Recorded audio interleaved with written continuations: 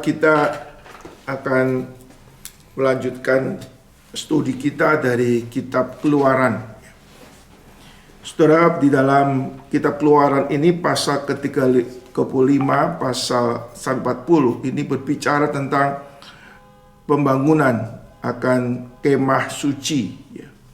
Kita mengetahui bahwa orang Israel sudah melakukan dosa yang serius di mata Tuhan. Dan hampir-hampir orang Israel dibinasakan oleh Tuhan. Tapi kemudian oleh karena belas kasihan Tuhan, Tuhan masih mau mengadakan suatu perjanjian yang baru, membangun relasi yang baru dengan orang Israel.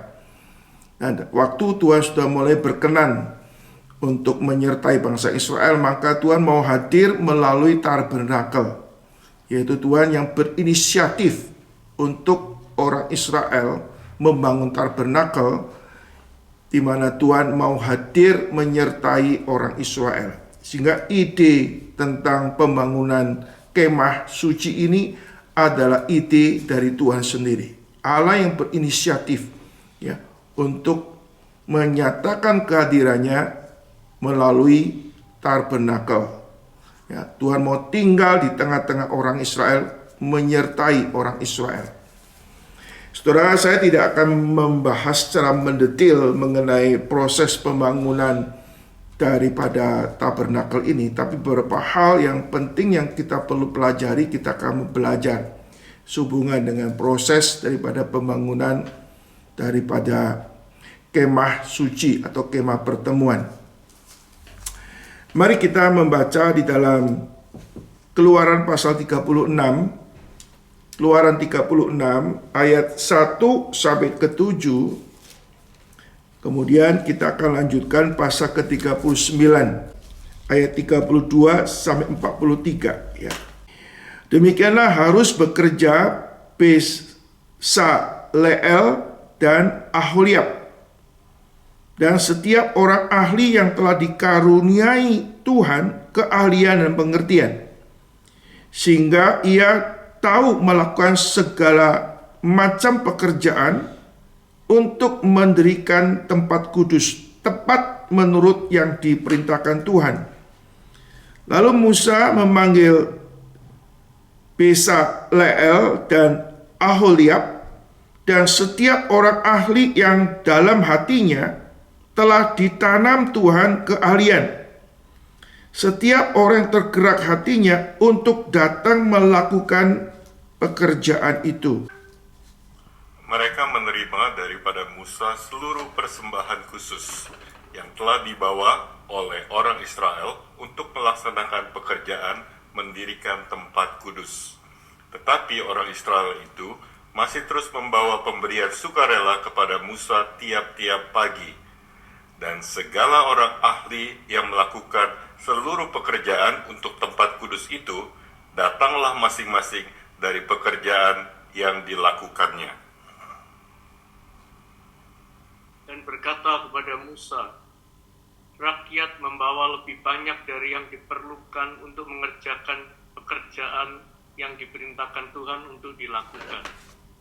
Lalu Musa memerintahkan supaya dimaklumkan di mana-mana di perkemahan itu. Demikian, tidak usah lagi ada orang laki-laki atau perempuan yang membuat sesuatu menjadi persembahan khusus bagi tempat kudus. Demikianlah rakyat itu dicegah membawa persembahan lagi. Sebab bahan yang diperlukan mereka telah cukup untuk melakukan segala pekerjaan itu, bahkan berlebih. Kita lihat pasal yang ke-39 ayat 32 sampai 43. Demikianlah ditunjukkannya segala pekerjaan melengkapi kemah suci, yakni kemah pertemuan itu. Orang Israel telah melakukannya tepat seperti yang diperintahkan Tuhan kepada Musa. Demikianlah mereka melakukannya. Dibawa merekalah kemah suci itu kepada Musa, yakni kemah dengan segala perabotannya, paltannya, papannya, kayu lintangnya, tiangnya, dan alasnya. Tudung dari kulit domba jantan yang diwarnai merah, tudung dari kulit lumba-lumba, tabir penudung, tabut hukum Allah dengan kayu-kayu pengusungnya, dan tutup pendamaian. Meja segala perkakasnya, dan roti sajian, kandil dari emas murni, lampu-lampunya, lampu yang harus teratur di atasnya, dan segala perkakasnya, minyak untuk penerangan.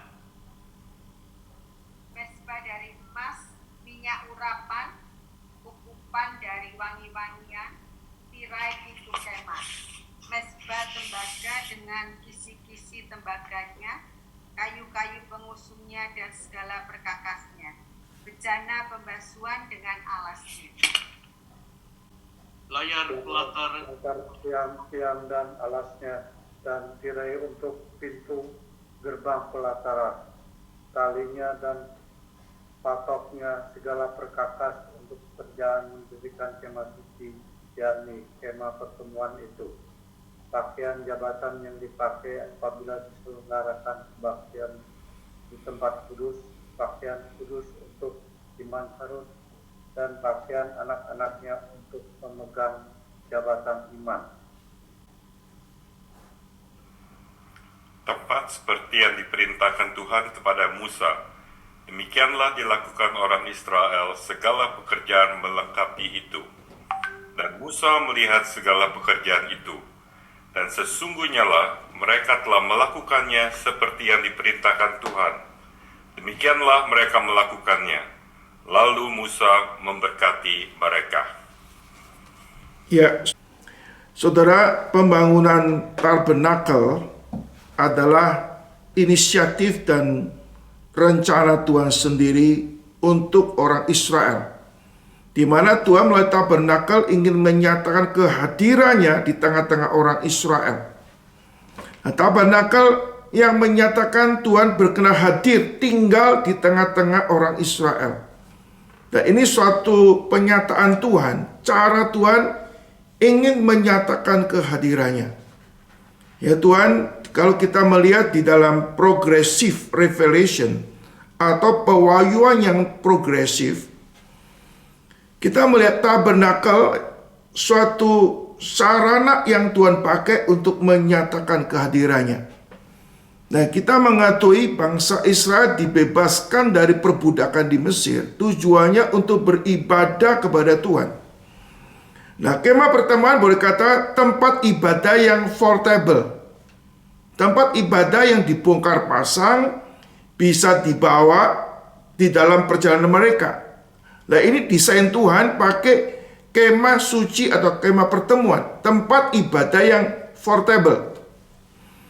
Ya, kalau kita melihat secara progresif, Tuhan menyatakan kehadirannya lewat kemah suci.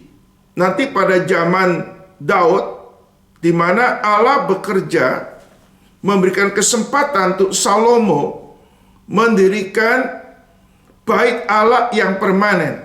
Di situ Allah boleh menyatakan kehadirannya di tengah-tengah orang Israel, di tengah-tengah umatnya. Lalu saudara, di dalam perjanjian baru kita memahami bait Allah itu hadir dalam pribadi Kristus. Ya, Kristus adalah Allah yang berinkarnasi, mau hadir di tengah-tengah umatnya. Jadi kita mengenal namanya Immanuel, Tuhan beserta dengan umatnya. Lalu di dalam progres kembali, gimana setiap orang Kristen adalah bait Allah, bait Roh Kudus. Tuhan hadir di dalam kehidupan komunitas orang-orang percaya yang disebut yang namanya gereja. Gereja bukan gedungnya, bukan organisasinya, tapi orang-orang yang telah dibebaskan dari perbudakan dosa, menjadi milik Allah, menjadi umat Allah, dan Tuhan hadir di dalam komunitas orang-orang percaya. Nah, secara fisikal Tuhan memakai gereja yang kelihatan gedungnya, di mana kita boleh berkumpul untuk beribadah kepada Tuhan. Dan nanti di dalam kedatangan Yesus yang kedua kali, ada kemah pertemuan, yaitu kota baru, ya, langit dan bumi yang baru, di mana Allah menyatakan kehadirannya di tengah-tengah seluruh umat Tuhan di dalam dunia ini. Itu pada waktu kedatangan Yesus yang kedua kali. Jadi ada progressive revelation tentang tabernakel. Allah boleh menyatakan kehadirannya, intervensinya di dalam kehidupan umat Allah. Nah, di dalam Allah menyatakan kehadirannya, ini juga mengandung pengertian Allah menyatakan pemerintahannya melalui tabernakel ini. Nah, pemerintahnya dinyatakan adanya firman. Ya, firman yang diberitakan oleh nabi-nabi bagaimana umat Allah yang menyembah Tuhan harus tunduk mentaati perintah-perintah Tuhan. Di dalam kemah pertemuan adanya hukum-hukum Allah, di mana di dalam hukum-hukum itu menyatakan pemerintahan Allah. Setiap orang yang beribadah kepada Allah, mereka harus mendengar firman dan memelihara di dalam kehidupan mereka. Khususnya di dalam kehidupan orang Israel, adanya 3 macam hukum. Hukum moral, hukum upacara, dan hukum sipil. Jadi Allah kehadirannya menyatakan pemerintahnya melalui tabernakel ini, dan ada firman yang boleh memberikan pedoman bagaimana mereka hidup. Sehingga Alkitab mengajarkan adalah kita menyembah Allah menurut cara yang berkenan kepada Dia. Kita menyembah Allah menurut firman Tuhan. Di sini pentingnya firman Allah. Kehadiran Allah dinyatakan juga melalui firman Allah. Pemerintahan Allah dalam kehidupan orang Israel. Bagaimana mereka berespon untuk menghormati dan mentaati firman Tuhan. Yang ketiga, suatu tabernakel juga menyatakan karakter Tuhan. Allah yang Maha Kudus, yang bagaimana Allah menyatakan kekudusannya melalui tabernakel. Sehingga orang nggak bisa sembarangan datang kepada Tuhan. Kita mulai dari tabernakel kemah pertemuan itu ada ruang yang Maha Kudus, ada ruang kudus dan pelataran kudus. Di situ kita melihat karakter Allah yang kudus menuntut umat Allah untuk hidup kudus. Sekaligus Allah yang memberikan solusi waktu orang Israel itu jatuh dalam dosa, yaitu dengan ada korban bakaran, korban penambahan. Sehingga kalau ada orang Israel yang jatuh dalam dosa, mereka bisa didamaikan dengan Allah. Maka di sini saudara, di dalam tabernakel juga menyatakan karakter Tuhan, supaya orang Israel boleh hidup sesuai dengan kehendak Tuhan. Di dalam bagian lain kata, kuduslah kamu sebab aku kudus. Tabernakel itu adalah suatu tempat ibadah yang portable, kemana orang Israel boleh kata, Tuhan memimpin orang Israel selama 40 tahun di padang gurun. Dan ini menjadi ketetapan yang terus menerus. Mereka selama 40 tahun mereka boleh menjalani kehidupan ibadah melalui adanya tabernakel. Di dalam tabernakel juga menyatakan pemeliharaan Allah, pelindungan Allah yang gak habis-habisnya kepada orang Israel. Kalau mereka nggak ada tiang awan, tiang api yang menuntun mereka, mereka akan mati di padang gurun. Jadi saudara, tabernakel menyatakan juga kehadiran Allah yang melindungi, memelihara orang Israel, saudara. Sehingga pada waktu kita melihat Allah itu Allah yang menyertai kita. Dia Allah yang hidup, Dia Allah yang berdaulat memerintah kehidupan saudara dan saya. Dia juga Allah yang mengkudus, Maha Kudus. Kita dituntut untuk hidup kudus di hadapan Tuhan.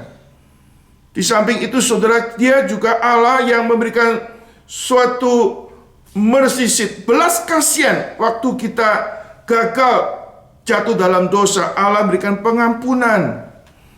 Tabernakel juga mereka kepedulian Tuhan mau hadir.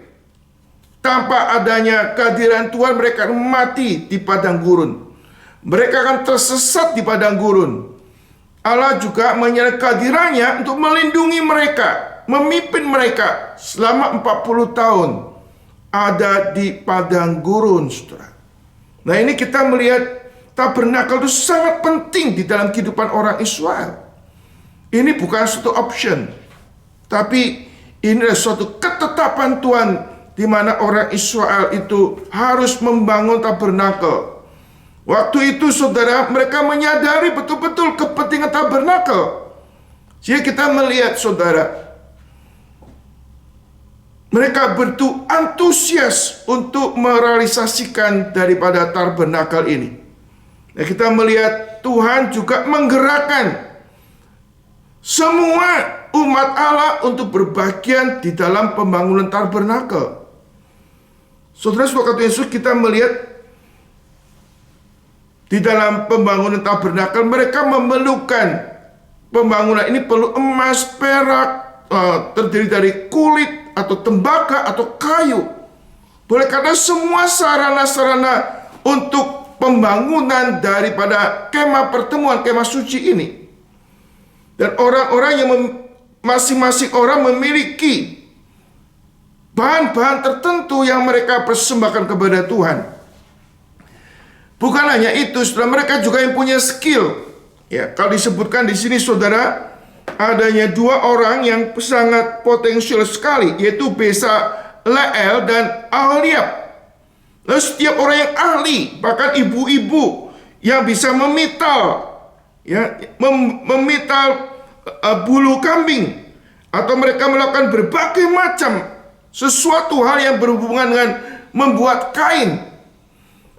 Jadi semua tenaga, semua bahan yang mereka miliki, semua keahlian mereka persembahkan, mereka dedikasikan kepada Tuhan untuk merealisasikan pembangunan tabernakel ini, saudara. Saudara, keahlian-keahlian ini mereka sudah, boleh kata sebagian mereka ahli karena mereka pernah ada di Mesir, saudara. Sebagian mereka ada tukang-tukang bangunan, ada tukang-tukang kayu, ada tukang-tukang jahit yang sudah dipersiapkan Tuhan sebelumnya. Aspek itu, bagaimana mereka punya emas, punya perak, dan punya barang-barang berharga, itu semua ada berkat anugerah Tuhan. Pada waktu mereka keluar dari tanah Mesir, orang-orang Mesir bermurah hati memberikan pemberian-pemberian yang berharga. Dan itu semua sebagai persiapan mereka untuk membangun tabernakel. Allah menggunakan segenap potensi yang ada umat Allah untuk merealisasikan rencana Allah di dalam pembangunan tabernakel ini, saudara. Dan kita melihat saudara kata Yesus Kristus, mereka dengan antusias memberikan persembahan-persembahan hampir tiap hari, tiap pagi, sampai suatu saat, saudara, pemimpin proyek ini, ya, pemimpin utama proyek itu adalah Musa. Nah, Musa punya wakil asisten atau subkontraktor, di antaranya ini Bezaleel dan juga Aholiab. Mereka sebagai pelaksana pembangunan, dua orang yang punya ahli. Di samping itu masih banyak ahli-ahli yang lain. Dan semua keahlian itu bersumber daripada Tuhan. Berarti kekayaan bersumber daripada Tuhan, kepandaian, skill juga bersumber kepada Tuhan, dan mereka ingin memberikan kepada Tuhan. Memberikan kembali kepada Tuhan untuk merealisasikan pekerjaan Tuhan. Nah, saya melihat, saudara, mereka bukannya sekedar memberi, asal memberi. Mereka memberi sebisa mungkin mereka memberi. Mereka melayani. Banyak skill kita, mungkin di dalam kehidupan sehari kita punya skill macam-macam. Tapi sekarang, saudara, skill ini diarahkan untuk pembangunan daripada kemah pertemuan, saudara. Saya melihat, saudara, kalau kita diberi kesempatan untuk melakukan pekerjaan Tuhan, itu satu anugerah Tuhan. Dan Tuhan sebelum memberikan suatu kesempatan privilege kita lakukan sesuatu, Allah sebenarnya sudah memberkati kita. Maka disebutkan di sini, saudara, semua orang tergerak hatinya dengan sukarela memberikan yang terbaik untuk Tuhan. Orang yang belum merasakan berkat Tuhan tidak perlu memberi sesuatu kepada Tuhan. Orang yang tidak sukarela memberi nggak perlu memberi kepada Tuhan. Kadang-kadang kalau kita memberi dengan motivasi yang salah, dengan terpaksa, atau kita kasihan sama Tuhan, kita sedang memperlakukan Tuhan tidak hormat. Dan itu hal yang jahat di mata Tuhan. Sebaliknya kita memberikan persembahan karena kita menghormati Tuhan. Kita mau taat kepada Tuhan. Kita ingin menyenangkan Tuhan. Persembahan itu persembahan yang berkenan kepada Tuhan. Di sini saudara Yesus Kristus, semua orang Israel, dari ibu-ibu yang sederhana sampai tenaga ahli, mungkin mereka sudah ahli di Mesir, mungkin mereka sebagai arsitektur, mereka bertenaga sipil, mereka menjadi carpenter, tukang kayu ahli. Mereka semua sehati bersama-sama memberikan yang terbaik kepada Tuhan. Sehingga Alkitab beritahu kepada kita, sampai para pekerja mengatakan rakyat membawa lebih banyak dari yang diperlukan untuk mengerjakan pekerjaan yang diperintahkan Tuhan untuk dilakukan. Lalu Musa memerintahkan dimaklumkan di mana-mana di perkemahan itu demikian. Tidak usah ada lagi orang laki-laki atau perempuan yang memberikan sesuatu menjadi persembahan khusus bagi tempat kudus. Demikianlah rakyat dicegah membawa persembahan lagi, sebab bahan yang diperlukan mereka telah cukup untuk melakukan segala pekerjaan, bahkan berlebih, saudara. Ini sesuatu hal yang menyenangkan di dalam diri Musa sebagai seorang pimpinan. Kalau sebelumnya kita melihat mereka begitu antusias, menyerahkan anting-anting emas, menyerahkan segala macam berharga untuk membangun anak lembu emas. Satu persembahan yang jahat di mata Tuhan. Seharusnya persembahan itu untuk pemandu tabernakel. Tapi sekarang setelah mereka sadar, selama ini banyak keuangan mereka atau kekayaan mereka diberikan kepada sesuatu yang bukan Tuhan. Sekarang mereka menyadari dan mereka ingin memberikan sesuatu kepada Tuhan dengan sungguh-sungguh. Ya, mereka akhirnya sampai katakan sudah cukup. Sebetulnya mereka masih punya potensi, kapasitas untuk memberi. Tapi kita melihat, saudara, sudah cukup. Tuhan mencukupkan. Saudara, di dalam surat Korintus kita boleh membaca, saudara, 2 Korintus pasal ke-8 ya. Ini sebagai contoh jemaat daripada Makedonia atau jemaat Filipi yang kita pelajari, saudara. Kita melihat 2 Korintus pasal ke-8 ya, ayat 1-7 saya akan bacakan saudara-saudara sekalian. Saudara-saudara, kami hendak memberitahukan kepada kamu tentang kasih karunia yang dianugerahkan kepada jemaat-jemaat di Makedonia. Makedonia itu kota, disitulah kota Filipi ada. Selagi dicobai dengan berat dalam berbagai penderitaan, sukacita mereka meluap. Meskipun mereka sangat miskin, namun mereka kaya dalam kemurahan.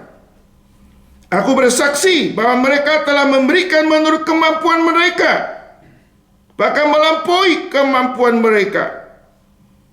Dengan kerelaan sendiri mereka meminta dan mendesak kepada kami, supaya mereka juga beroleh kasih karunia untuk mengambil bagian dalam pelayanan kepada orang-orang kudus.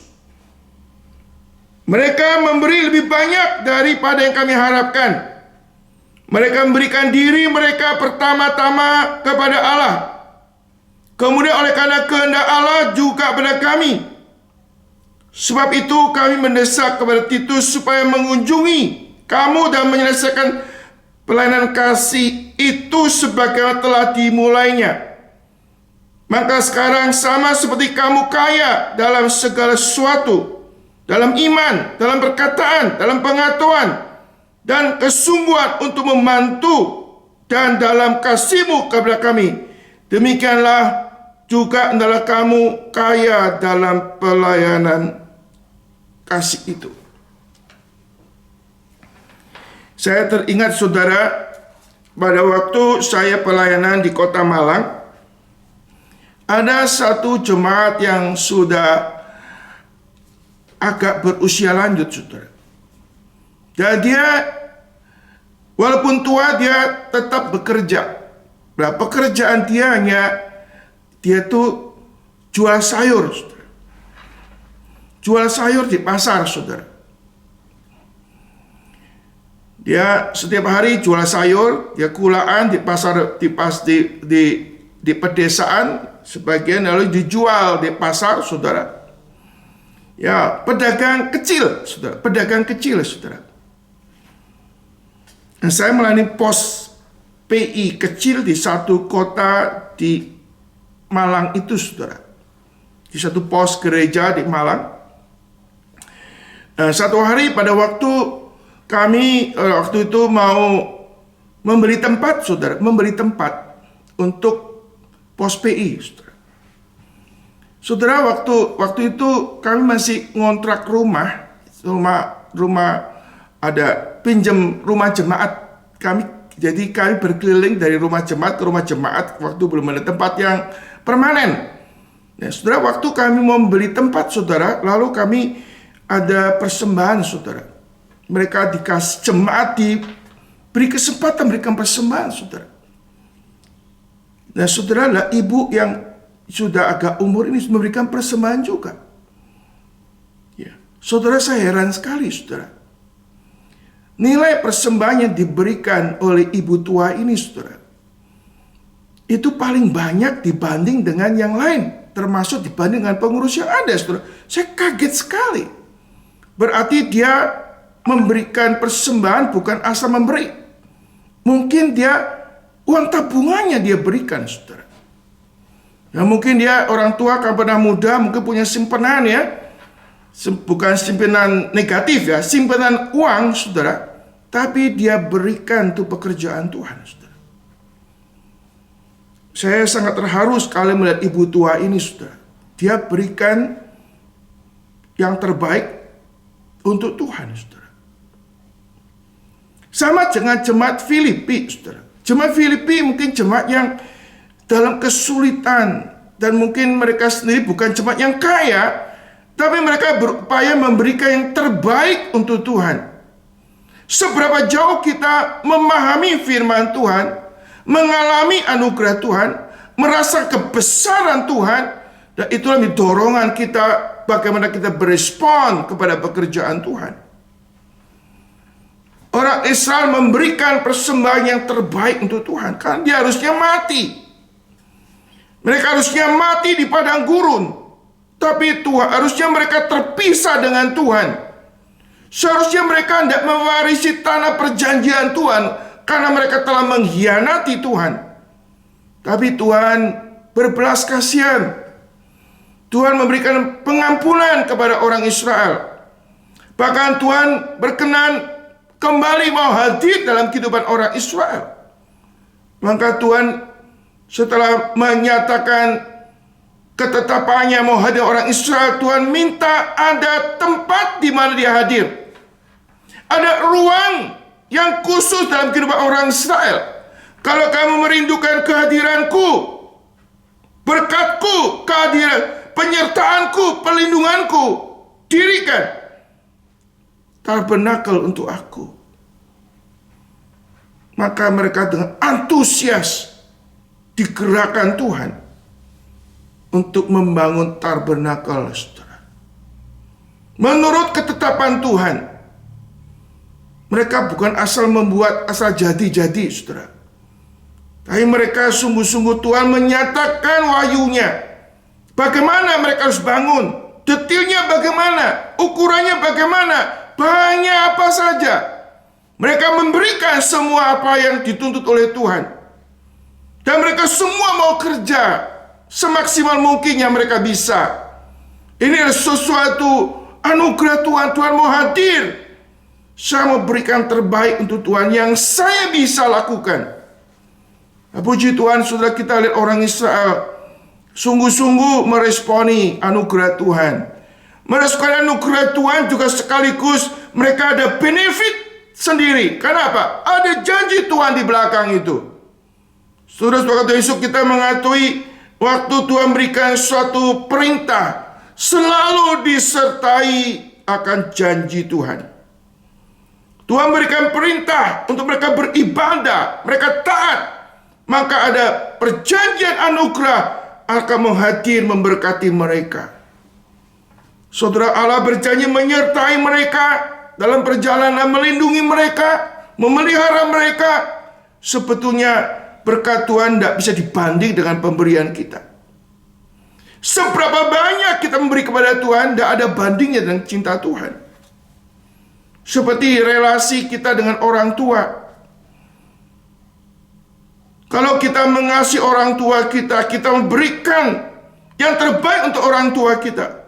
Apapun yang kita berikan kepada orang tua kita, tidak pernah cukup dengan apa yang telah diberikan oleh orang tua kita kepada kita. Kita jangan pikir aku sudah memberi Tuhan sudah cukup. Apalagi maka sudah lebih cukup. Kita masih kurang. Seumur hidup kita harus mengalami suatu transformasi. Konsep kita memberi. Kesungguhan kita memberi, saudara. Nggak bisa statis. Apalagi mundur, saudara. Harusnya kita progresif, pertama maju. Makin mengenal Tuhan. Makin mengasihi Tuhan. Dan ingin makin memberikan yang terbaik kepada Tuhan. Tapi banyak orang di dalam hidup rohaninya kandas kadang-kadang, stagnan, bahkan mundur, mencintai dunia daripada mencintai Tuhan. Orang Israel menyadari anugerah Tuhan begitu besar. Dia ingin memberikan terbaik kepada Tuhan. Di dalam kita berjalan ikut Tuhan, tidak pernah kita cukup mengasihi Tuhan. Apalagi kita sudah, wah berlebihan saya mengasihi Tuhan. Itu omong kosong, saudara. Harusnya hidup kita progresif, lebih mengenal Tuhan, menikmati Tuhan. Dan terus hidup ingin menambahkan kehidupan kita untuk lebih berkenan kepada Tuhan. Saudara, kata Yesus Kristus, orang Israel boleh mengalami suatu perubahan dalam hidup. Sudah merespon membangun bait Allah, membangun kemah pertemuan, kemah suci. Artinya mereka sungguh-sungguh ingin menyambut Tuhan di dalam kehidupan mereka. Sejak berjauh engkau betul-betul ingin menempatkan Tuhan jadi prioritas yang utama dalam kehidupan saudara. Orang Israel telah melakukan itu, menjadi gambaran bagaimana kita seharusnya bersikap kepada Tuhan. Lalu mereka mengerjakan semaksimal mungkin, sebaik mungkin, secepat mungkin melakukan pekerjaan Tuhan. Dan waktu yang singkat mereka telah mengumpulkan semua, lalu mereka bekerja keras sampai selesai. Kadang-kala orang bekerja, saudara, belum selesai sudah give up. Dalam melakukan pekerjaan Tuhan, kadang-kadang waktu kita proses, memang bagian ini, saudara, penyertaan Tuhan begitu luar biasa. Hampir kata, tidak ada hambatan sama sekali. Semua tercukupin, dan tenaga ahli, tenaga kerja, semua prepare well. Dan mereka boleh mengerjakan dengan baik, saudara. Tapi di dalam realita hidup kita, kadang-kadang waktu kita mengerjakan Tuhan, ada hambatan, ada tantangan, ada rintangan. Baik secara eksternal ataupun internal, saudara. Di tengah-tengah proses ini kadang-kadang bergumul. Kita berjuang. Dan kadang-kadang belum kita jalan sampai finish, kita sudah mengalami give up, tawar hati. Masalah ini, masalah itu, bahkan mundur, nggak mau terlibat di dalamnya, saudara. Kita mengetahui waktu pembangunan tembok Yerusalem pada waktu zaman Nehemia. Nehemia saya berdoa puasa dari bulan Nisan sampai bulan Kislev, itu doa puasa selama 4 bulan. Dia sebagai seorang pejabat minuman raja, saudara, pasti dia sibuk, sangat sibuk. Tapi dengan kesibukannya dia tetap memprioritaskan Tuhan dalam hidupnya, saudara. Bahkan waktu dia prioritaskan berarti dia mempersiapkan diri juga, akhirnya mungkin dia bisa di PHK oleh raja. Maka dia berdoa sama Tuhan supaya raja boleh bermurah hati mengizinkan dia ke Yerusalem untuk membangun reruntuhan tembok Yerusalem, untuk membangun rumah Tuhan. Dia bukan pejabat ongkang-ongkang kaki atau hanya sumbang uang atau sumbang apa. Dia mau turun akhirnya merealisasikan pembangunan tembok Yerusalem dalam keruntuhan. Saudara, di dalam proses kita hidup bagi Tuhan, berjuang untuk pekerjaan Tuhan, kadang Tuhan mengizinkan kesulitan, tantangan. Itu beli ujian iman, supaya kita tidak mengandalkan diri atau mengandalkan manusia. Kita mengandalkan Tuhan. Saudara, kita melihat orang Israel, saudara. Musa pada waktu memimpin, ada orang-orang di samping kiri kanan dia yang tidak sevisi sama dia, seperti Harun, Miriam, dan lain sebagainya. Tapi kemudian kita melihat dalam pimpinan Tuhan, Tuhan yang bekerja melampaui cara manusia. Dan kalau kita melihat di dalam pekerjaan Tuhan, Rasul Paulus dan sebagainya, saudara, ada tantangan, kesulitan, tapi Tuhan tidak pernah tinggal diam, saudara. Allah yang memulai pekerjaan, Dia yang menyelesaikannya. Saudara, kalau Allah sudah mulai, seorang pun tidak bisa menghambat.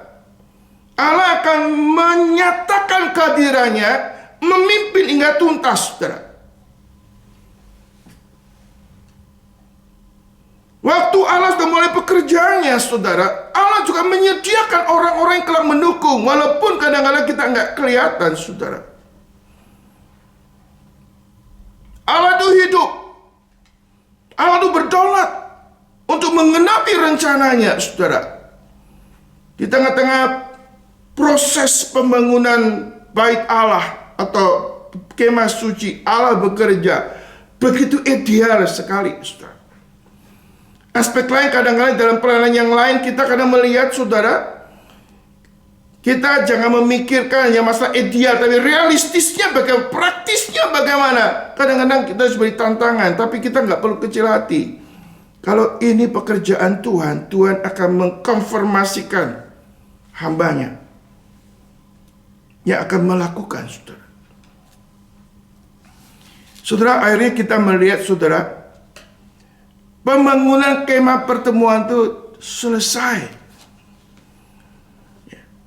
Orang Islam menyelesaikan pekerjaan itu dan mereka setia seperti yang diperintahkan Tuhan.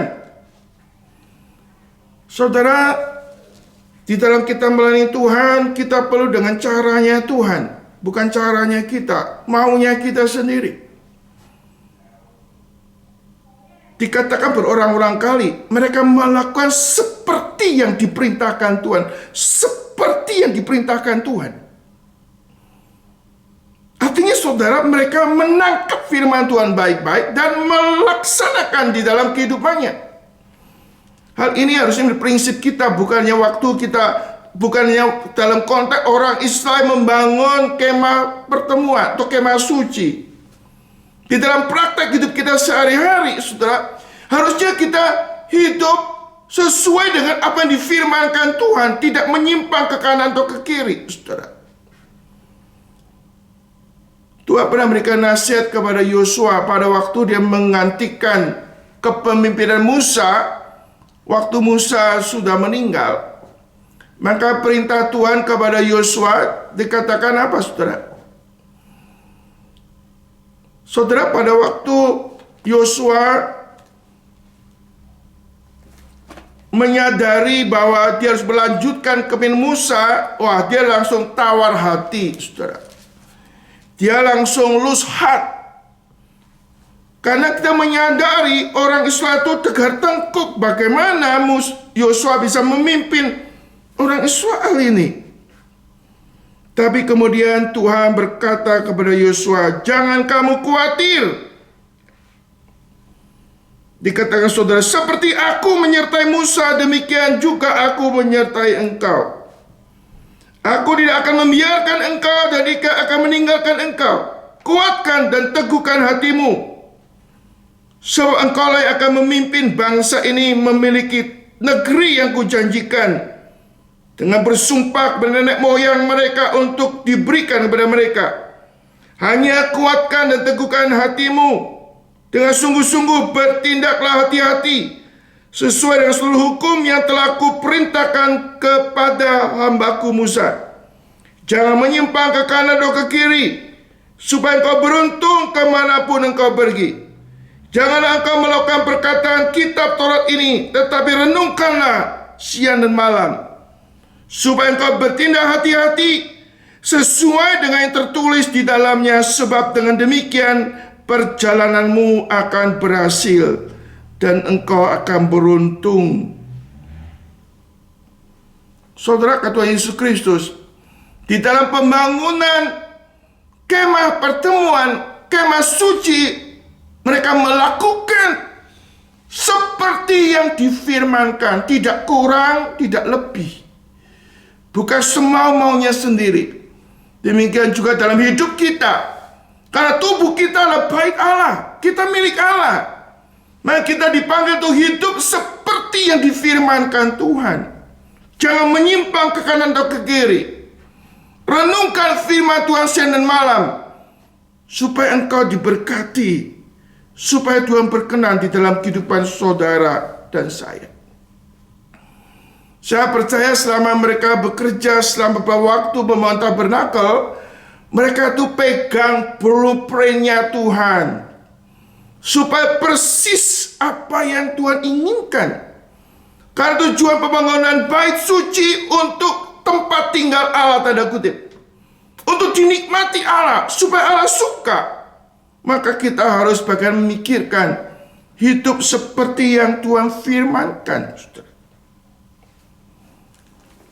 Saudara, kita tiap hari perlu baca firman Tuhan. Itu ada blueprint bagaimana kita harus hidup. Firman-Mu pelita bagi kakiku dan terang bagi jalanku. Itu yang harusnya menjadi gaya hidup saudara dan saya. Kita adalah bait Allah itu sendiri. Tubuh kita ini milik Tuhan. Tuhan sudah desain tubuh kita, fungsi otak kita, fungsi organ hidup kita. Alkitab kata, demi kebenaran Allah aku menasihatkan kamu supaya kamu mempersembahkan tubuhmu sebagai persembahan yang hidup, yang kudus dan yang berkenan kepada Allah. Itu ibadahmu yang sejati. Janganlah kamu serupa dengan dunia ini, tapi berubahlah oleh pembaharuan budimu, sehingga kau tahu kehendak Allah, apa yang baik dan yang berkenan kepada Tuhan. Orang Israel telah menyelesaikan pembangunan kemah suci sampai selesai, dan seperti yang diperintahkan Tuhan. Saudara kasih Tuhan Yesus Kristus, sehingga di dalam pasal 39 ayat ke-32 dikatakan, demikianlah diselesaikan segala pekerjaan melengkapi kemah suci, yaitu kemah pertemuan itu. Orang Israel telah melakukan tepat seperti yang diperintahkan Tuhan kepada Musa. Demikian mereka melakukannya. Saudara, mereka betul-betul konsentrasi betul-betul. Saudara, saya berapa waktu pikir, apakah kita melayani Tuhan hari ini termasuk saya sendiri, sudah maksimal mempersembahkan hidup kita?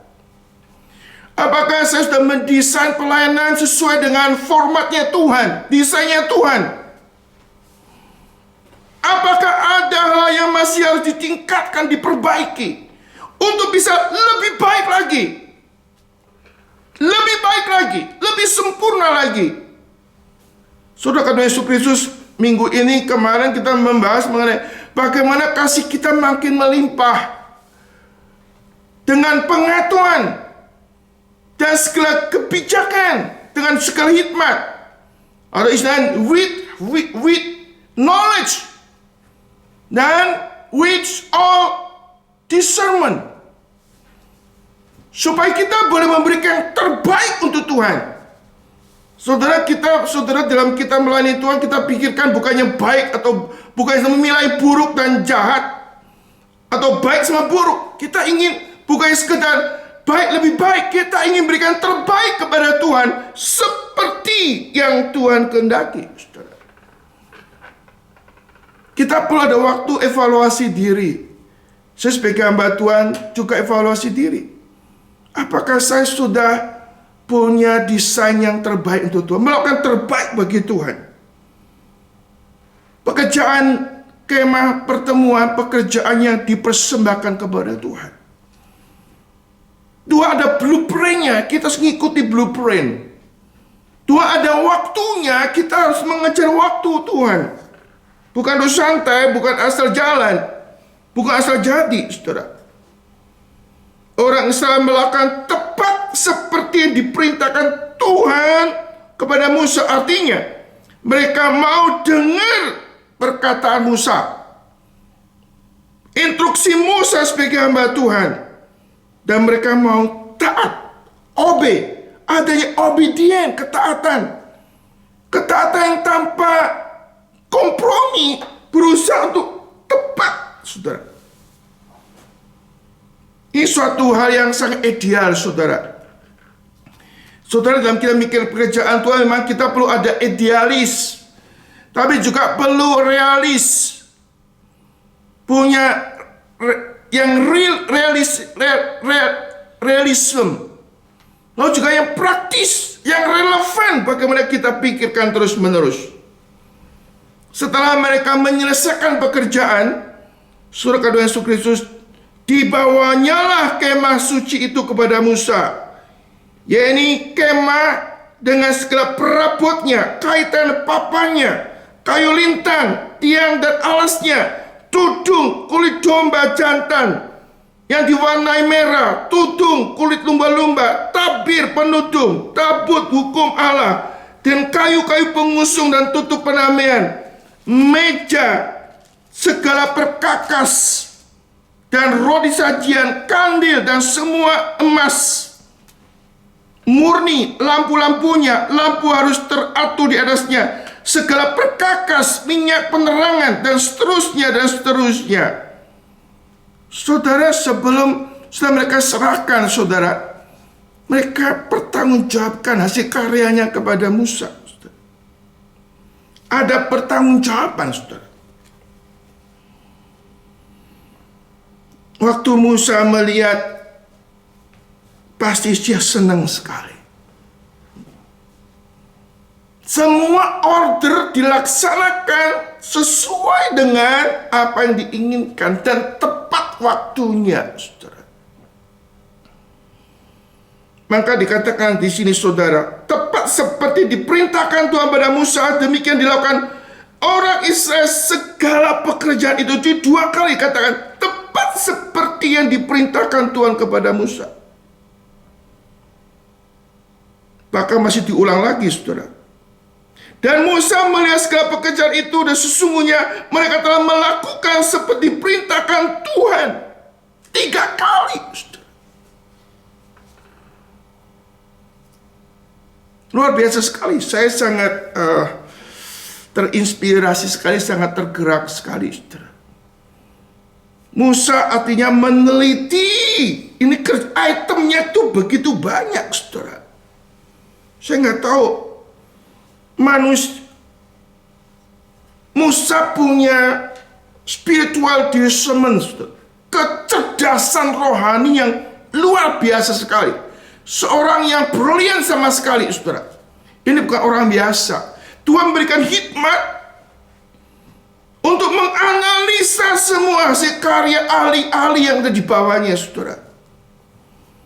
Saudara, kalau kita melihat Pendeta Stephen Tong ya, punya semacam spiritual discernment, ada spiritual wisdom untuk memikirin, merencanakan begitu sangat komprehensif sekali, sangat menyeluruh sekali pekerjaan Tuhan.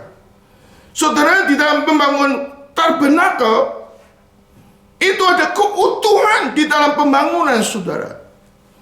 Ada sinergi dalam setiap aspek di dalam desain, saudara. Saudara, kadang-kadang orang mendesain tapi tidak menyatu, saudara. Ya. Kadang-kadang campuran, ada klasik, ada modern, ada yang asal-asalan. Tapi di sini sudah pembangunan baik suci ini dibangun dengan adanya sinergi yang begitu, keutuhan, kesatuan. Kenapa? Otaknya satu. Tuhan sendiri sudah mendesain. Saudara, kita sebagai jemaat Tuhan, sebagai pengurus, kita punya ide macam-macam, punya cara berpikir macam-macam. Kadang-kadang kita punya motivasi macam-macam, yang seringkali bisa terjadi gesekan, salah pengertian. Karena kita lebih memperjuangkan ide kita, pikiran kita, argumentasi kita. Kecuali kita sama-sama mau disucikan Tuhan. Kita ingin mau sesuai dengan pikiran Tuhan, kehendak Tuhan yang menyatukan kita untuk melakukan pekerjaan Tuhan. Karena pekerjaan Tuhan bukan disetting oleh pikiran manusia, maka kita jangan terlalu memaksakan ide kita sendiri. Kita mau tunduk kepada Tuhan, kita mau taat sama Tuhan. Karena semua orang mau tunduk kepada Tuhan, mau fokus untuk kemuliaan Tuhan, maka Tuhan akan bekerja di tengah-tengah kita, saudara. Kita perlu membangun kesatian, ketulusan untuk memikirkan, mengutamakan Tuhan di atas yang lain, termasuk kita mengesampingkan ego kita, ambisi kita pribadi. Dan biar kehendak Tuhan yang jadi, saudara. Saudara yang kasih Tuhan Yesus Kristus, mereka membawa semua hasil karyanya untuk pembangunan kemah pertemuan, untuk dievaluasi, untuk dicek lagi oleh Musa. Artinya apa? Mereka adalah orang yang rendah hati, mau tunduk kepada kepemimpinan Musa. Pengalaman daripada Harun yang ingin mendesain semau sendiri. Sampai 3.000 orang harus disiplin sama Tuhan, dihukum oleh Tuhan. Nggak akan terulang lagi, saudara. Saudara, Allah kita adalah api yang menghanguskan. Ya. Orang yang ingin merusak pekerjaan Tuhan akan berhadapan dengan Tuhan sendiri. So, kalau yang suka dalam kita melayani Tuhan, kita harus hormat, takut kepada Tuhan, mengutamakan Tuhan di atas yang lain. Nah, kalau kita di pihak Tuhan, setia kepada Tuhan, Allah akan bekerja, menyelesaikan pekerjaan yang Tuhan percaya pada kita. Pekerjaan Tuhan, Tuhan yang akan menyelesaikan. Kita hanya alat, kita hanya instrumen. Kalau kita dilibatkan di anugerah Tuhan, anugerah Tuhan pun sebenarnya berkat, kekuatan, keahlian bersumber daripada Tuhan. Jangan pikir kalau kita semua pikiran paling banyak atau semua uang paling banyak, kita yang orang penting. No, Tuhan yang paling penting, saudara. Kita belajar untuk rendah hati. Siapapun kita, belajar untuk rendah hati. Jangan sampai kita mencuri kemuliaan Tuhan, atau tidak mentuhankan Tuhan sebagai pemimpin kehidupan saudara dan saya. Orang Israel mengerjakan pekerjaan Tuhan sampai selesai. Bukan asal selesai. Dia menyelesaikan dengan sesuai firman Tuhan. Dan akhirnya di-approval, diterima oleh Musa. Musa sebagai wakil Tuhan memberikan persetujuan, segera engkau bangun kemah suci, kemah pertemuan ini. Lalu dikatakan, sudah demikianlah mereka melakukan itu, lalu Musa memberkati mereka. Saudara, saya merindukan di dalam kehidupan saudara, waktu kita meresponi pekerjaan Tuhan, biarlah kita merespon dengan hati yang sungguh-sungguh, jangan setengah hati. Tuhan tahu hati kita bagaimana. Motivasi hati kita lebih penting daripada kapasitas kita. Tuhan menyertai orang Israel kali ini, saudara. Dan Musa boleh memimpin orang Israel, lalu mereka boleh membangun kemah suci, kemah pertemuan. Tuhan berkenan hadir, menyatakan pemerintahannya, menyatakan perlindungannya, janji anugerahnya akan memberkati perjalanan orang Israel. Kemah pertemuan di dalam bentuk portable, supaya kemanapun mereka pergi, mereka bisa membangun tembok, membangun kemah pertemuan, mereka beribadah kepada Tuhan. Saudara, hidup kita dalam dunia ini sementara. Kita sedang dalam perjalanan menuju sesuatu kekekalan yang Tuhan siapkan. Kita perlu penyertaan Tuhan untuk mengakhiri hidup kita ini. Adalah kita menjadi seorang yang bisa mengakhiri pertandingan dengan yang baik, menyelesaikan tugas-tugas hidup kita sesuai dengan kehendak Tuhan, sehingga nama Tuhan dipermuliakan dalam kehidupan saudara dan saya. Kiranya Tuhan memberkati kita, memberkati firman-Nya, membangun, menyegarkan kehidupan kerohanian saudara dan saya.